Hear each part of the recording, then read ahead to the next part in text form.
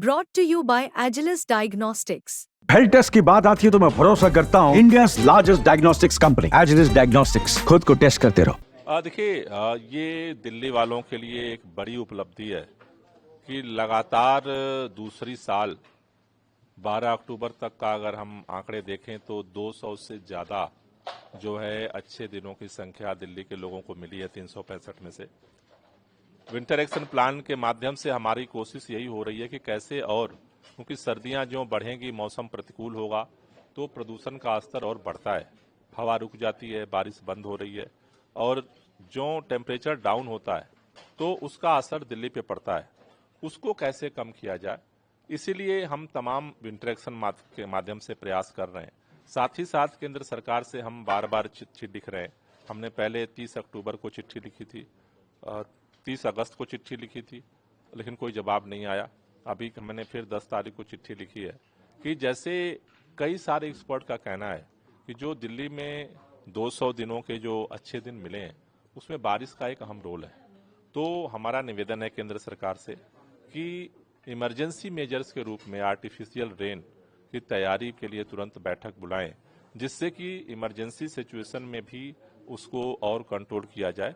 साथ ही साथ winter action plan के माध्यम से एंटी डस्ट कैंपेन जो हमने शुरू किया है, कल से और उसे तेज करेंगे। बाबा सिद्दीकी की हत्या हो गई, कल उनकी मौत हो गई, जो मर्डर करने के बाद उनका मर्डर किया गया था, जो गोली मारी गई थी सॉरी, उसे लेकर तमाम सवाल खड़े हो रहे हैं क्योंकि वहाँ पे जो गठबंधन की सरकार की वो हिस्सा था वहाँ पे जनता। देखिए, कल की ये घटना काफी दर्दनाक है और मुंबई देश की आर्थिक राजधानी है।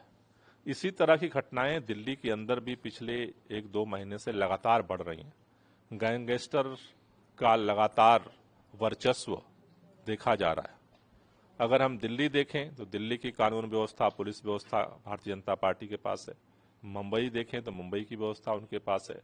मुझे लगता है कि गृह मंत्री जी को, भारतीय जनता पार्टी की सरकार को तुरंत उच्च स्तरीय बैठक करके और इसको सीरियस लेना चाहिए, क्योंकि जिस तरह से दिल्ली में भी दिन रात घटनाएं बढ़ रही हैं। एलजी साहब चुप रहते हैं, उस पर बोलते नहीं, मौन होते हैं। बाकी हर चीज पे बोलते हैं, लेकिन जो उनके जिम्मे है कानून व्यवस्था को ठीक करना, उस पर चुप रहते हैं।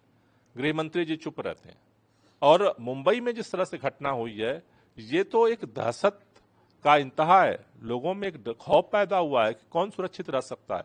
तो नया जो गैंग साम्राज्य पैदा हो रहा है इस देश के अंदर, मुझे लगता है कि तुरंत इस पर गृह मंत्री जी को पहल लेनी चाहिए, भाजपा की सरकार को पहल लेकर के, और इस पर तुरंत कार्रवाई करनी चाहिए।